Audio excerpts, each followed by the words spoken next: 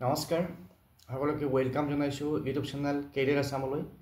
মোৰ নাম শ্ৰী ভৱেশ ৰয় আৰু মই এখন হাইস্কুলত শিক্ষকতা কৰোঁ। পৰহি দিনাখন মই এটা ভিডিঅ' দিছিলোঁ আৰু য'ত মই শ্বেয়াৰ কৰিছিলোঁ যে ইয়াৰ আগতে আসাম পুলিচৰ কনষ্টেবলৰ যে ৰিটেন এক্সাম হৈছিল সেই ৰিটেন এক্সামত কি টপিকৰ পৰা প্ৰশ্ন আহিছিল সেই সম্পৰ্কে কিছু কথা আলোচনা কৰিছিলোঁ। বহুতে সেই ভিডিঅ'টো চাইছে আৰু যিসকলে চাইছে তেওঁলোকক অশেষ ধন্যবাদ আৰু আশা কৰিছোঁ আগন্তুক সময়তো যিবোৰ ভিডিঅ' দিম চাই থাকিব আৰু যিসকলে আজিৰ ভিডিঅ'টো চাই আছে তেওঁলোকেও যদি চেনেলটো ছাবস্ক্ৰাইব কৰা নাই ছাবস্ক্ৰাইব কৰি ল'ব আৰু ভিডিঅ'টো শ্বেয়াৰ কৰি দিব আপোনালোকৰ বন্ধুবৰ্গৰ মাজত। তো আজি আমি আলোচনা কৰিম আৰু কেইটামান বিষয় যিকেইটাৰ ওপৰত প্ৰশ্ন অহাৰ সম্ভাৱনা আছে আৰু এই বিষয়কেইটা জেনেৰেল ষ্টাডিজ বা জেনেৰেল এৱাৰনেছ বা জেনেৰেল নলেজৰ লগত জড়িত আৰু এই বিষয়কেইটাৰ পৰা প্ৰশ্ন SI পৰীক্ষাটো আহি গৈছে আৰু বিভিন্ন পৰীক্ষাত আহি থাকে ADRE হওক বা যিকোনো যিবিলাক কম্পিটিটিভ এক্সাম হয় সেইবিলাকত আহি থাকে বিশেষকৈ আমাৰ অসমত। তো সেই বিষয়কেইটা মই আপোনালোকক কৈ আছোঁ, মই কৈ যাম, আপোনালোকে নোট কৰি ল'ব আৰু নোট কৰি পেলাই ইয়াৰে পৰা যিখিনি মেটেৰিয়েলছ পায় যিখিনি ডাটা পায় গুগলতে হওক বা কিতাপতে য'তে পাওঁ আপোনালোকে কালেক্ট কৰি ল'ব। গতিকে যিহেতু লিখি থাকিলে সময় বহুত যায় আৰু সময় বহুত কম, গতিকে যিমান পাৰি কম সময়ৰ ভিতৰত ভিডিঅ'টো শেষ কৰিবলৈ চেষ্টা কৰিম। তো প্ৰথমতে আছে এটা topic doctor Bhabendranath Saikia and cinema.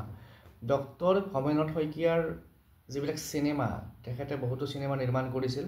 তেখেতৰ চিনেমাৰ ওপৰত যথেষ্ট প্ৰশ্ন আহে বা তেখেতৰ বিভিন্ন কিতাপো আছে, সেইবিলাকৰ ওপৰত প্ৰশ্ন আহে। গতিকে ডক্টৰ ভৱেন্দ্ৰনাথ শইকীয়াৰ ওপৰত আপোনালোকে পঢ়িব।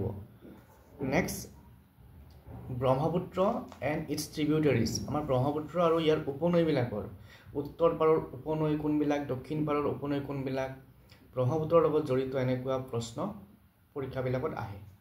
তাৰপিছত আছে আমাৰ এনভাইৰনমেণ্টেল ইছ্যুজ, আমাৰ যিবিলাক পৰিৱেশৰ লগত জড়িত বিষয় যেনে চিপকো আন্দোলন হওক বা আমাৰ অসমৰ অৰণ্য মানৱ যাদৱ পায়েঙৰ কথাই হওক, যাদৱ পায়েঙৰে যিখন ফৰেষ্ট তেওঁ নিৰ্মাণ কৰিছিল সেইখনৰ কথা। তো এনেকুৱা ধৰণৰ পৰিৱেশৰ লগত ৰিলেটেড এইবিলাক প্ৰশ্ন আহিব পাৰে। তাৰ লগতে আৰু ইয়াৰ লগতে যাদৱ পায়েঙৰ লগতে আৰু এজন ব্যক্তি জড়িত হৈ আছে, পূৰ্ণিমা দেৱী বৰ্মন।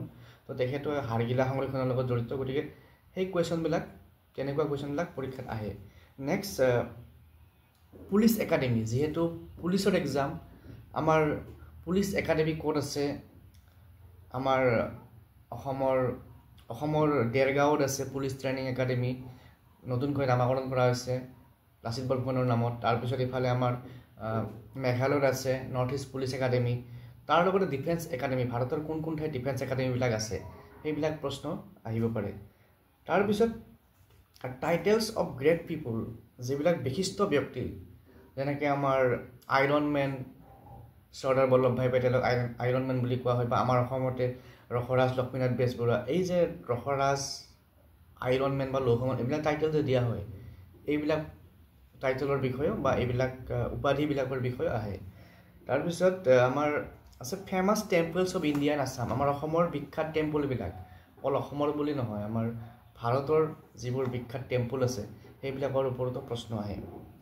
নেক্সট জগ্ৰাফিকেল কনচেপ্ট, বিভিন্ন জগ্ৰাফিৰ লগত জড়িত বিষয় আৰু পুলিচৰ ক্ষেত্ৰত এই জগ্ৰাফিকেল কনচেপ্টৰ ব্যৱহাৰ হয়, কাৰণ কিয় ট্ৰেক কৰিব লাগে যে মানুহবিলাকক, চোৰ ডকাইতক। তাৰপিছত ইয়াতে আছে আপোনাৰ ৰিম'ট চেন্সিং হওক, GPS হওক, এইবিলাক এনেকুৱা ধৰণৰ টপিকৰ ওপৰত কুৱেশ্যন আহিব পাৰে। তাৰপিছত আহিব আমাৰ বেচিক বায়'লজি। বেচিক বায়'লজি মানে আমাৰ মানুহৰ বডিটোৰ ওপৰত কিছুমান বেচিক কথা যিবোৰ আমি সকলোৱে জনা উচিত, সেইবোৰ আহে। আৰু ভিটামিন, ইয়াৰ লগত জড়িত আৰু এটা বিষয় আছে ভিটামিন, কোনটো ভিটামিনৰ অভাৱত কি বেমাৰ হয় সেয়াও আহে। তাৰপিছত এটা বিষয় আছে আমাৰ কেভছ অফ ইণ্ডিয়া, আমাৰ ভাৰতৰ বিভিন্ন গুহা আছে, অজন্তা গুহা ক'ত আছে, বা আমাৰ মেঘালয়তো কিছুমান গুহা আছে। তো সেই গুহা সম্পৰ্কেও প্ৰশ্ন আহিব পাৰে। তাৰপিছত আৰু এটা প্ৰশ্ন হিষ্ট্ৰী অফ আছাম, আমাৰ আছামিজ নিউজ পেপাৰ, আমাৰ অসমৰ প্ৰথম অসমীয়া বাতৰি কাকত কোনখন আছিল, ভাৰতৰ প্ৰথম বাতৰি কাকত কোনখন আছিল, এইবোৰ প্ৰশ্ন। তাৰপিছত আহিব পাৰে ৰিলিজিয়াছ পাৰ্চন নাইবা এবাউট ৰিলিজন, আমাৰ বহুতো ধৰ্ম আছে, হিন্দু ধৰ্ম, তাৰপিছত বৌদ্ধ ধৰ্ম, জৈন ধৰ্ম, এই বৌদ্ধ ধৰ্ম জৈন ধৰ্মৰ যিবিলাক ধৰ্মগুৰু ধৰক বুদ্ধদেৱ বা তেনেকুৱা যিবিলাক বিশিষ্ট ধৰ্মগুৰু তেওঁলোকৰ ওপৰতো প্ৰশ্ন আহিব পাৰে। তাৰপিছত আছে আমাৰ অসমৰ বিভিন্ন জাতি জনগোষ্ঠীৰ যিবিলাক পৰম্পৰা উৎসৱ। আমাৰ অসমত বিভিন্ন যিবিলাক ধৰক মিচিং, তাৰপিছত বড়ো, ৰাভা, এইবিলাক যে জাতি জনগোষ্ঠী আছে তেওঁলোকৰ যিবিলাক পৰম্পৰা হওক, উৎসৱ হওক, ফেষ্টিভেল হওক বা তেওঁলোকৰ বিবাহ পদ্ধতি এইবিলাক আহিব পাৰে। তাৰপিছত নেক্সট আৰু কিছুমান টপিক আছে আছামিজ ফেমাছ ব্ৰেভ ওমেন। আমাৰ অসমৰ যিবিলাক পৰাক্ৰমী মহিলা, কনকলতাৰ কথাই কওঁ বা মূলা গাভৰুৱে হওক, তেওঁলোকৰ ওপৰত প্ৰশ্ন আহিব পাৰে। তাৰপিছত আহিব পাৰে নীতি আয়োগ। নীতি আয়োগৰ প্ৰশ্ন আহিব পাৰে, এইটো এটা কমন টপিক নীতি আয়োগ, গতিকে চাব আপোনালোকে। আৰু মই ৰিচেণ্টলি আজি কেইখনমান পেপাৰ চাইছোঁ, তাতে আলেকজেণ্ডাৰৰ ওপৰত প্ৰশ্ন আহিছে। আলেকজেণ্ডাৰৰ কথা সকলোৱে শুনিছে, গতিকে আলেকজেণ্ডাৰৰ ওপৰতো আপোনালোকে চাই থ'ব অলপমান। তাৰপিছত আহিব মাউণ্টেইন ৰেঞ্জেছ অফ ইণ্ডিয়া। আমাৰ ভাৰতৰ ক'ত কি কি পৰ্বতমালা আছে, পশ্চিম ঘাট, পূৰ্ব ঘাট, এইবিলাক অকল ইণ্ডিয়াৰ বুলি নহয়, আমাৰ অসমৰো যিবিলাক মাউণ্টেইন ৰেঞ্জেছ আছে সেইবিলাক, তাৰ লগতে যিবিলাক শৃংগ থাকে, ধৰক এটা শৃংগ আছে আমাৰ অসমৰ সিংহাসন বুলি এটা শৃংগ আছে, আৰু সেই সিংহাসন শৃংগটো কোনখন পাহাৰত আছে, সেইবিলাক প্ৰশ্ন আহিব পাৰে।